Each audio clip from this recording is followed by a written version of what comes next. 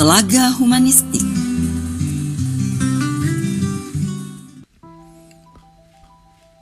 Saudara, Telaga Humanistik kita pada kali ini tentang membayangkan Kiai Haji Bidang Holik hadir di Muktamar 10 P3.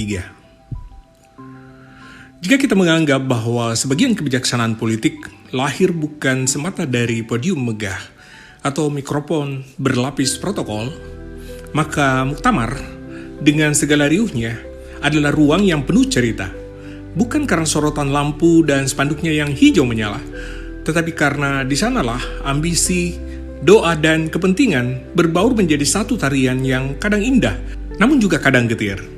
Soalnya, saudara, Muktamar itu bukan sekedar forum memilih ketua atau merumuskan anggaran dasar.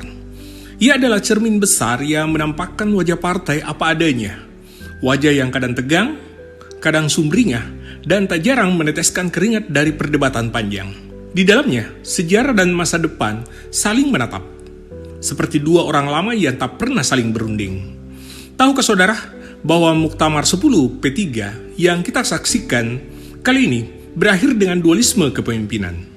Dua kubu sama-sama mengaku sah, dua kursi sama-sama diperebutkan. Sebuah ironi bagi partai yang awalnya berdiri justru ingin mempersatukan kekuatan Islam yang tercerai-berai.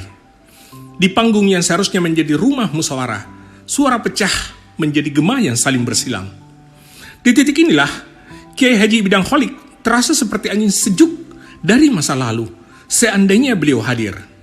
Mungkin kita akan melihat sosok bersarung itu berjalan pelan ke mimbar, menatap hadirin dengan senyum teduh yang pernah meredakan riuh pusi 4 partai Islam di tahun 1973. Dengan suara yang tak perlu meninggi, ia barangkali akan berkata bahwa politik bukanlah soal siapa yang menang, melainkan siapa yang sanggup menjaga persaudaraan ketika semua orang ingin berbicara. Filsuf Inggris Samuel Johnson pernah mengingatkan, hal terbaik berikutnya setelah mengetahui sesuatu adalah mengetahui di mana menemukannya. Dan dalam politik Indonesia, seringkali terdapat tempat menemukannya bukanlah ruang sidang yang penuh dengan tata tertib, melainkan hati yang lapang, seperti hati Kiai Haji Idam Holik yang dulu sanggup menampung perbedaan tanpa memecah belah. Maka, kalau saudara merasa bingung dengan arah partai ini, barangkali sudah waktunya berhenti sejenak, membayangkan kehadiran Kiai Haji Idam Holik di kursi Muktamar.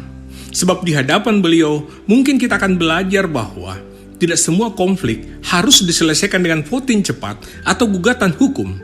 Ada yang cukup diredakan dengan doa, diseduh pelan-pelan seperti kopi pahit, sampai ampasnya turun dan airnya kembali menjadi jernih.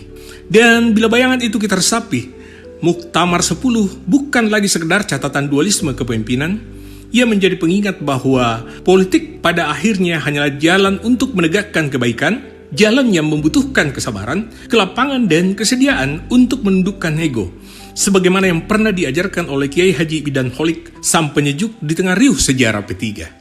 Saya Ansar Aminullah dalam Telaga Humanistik.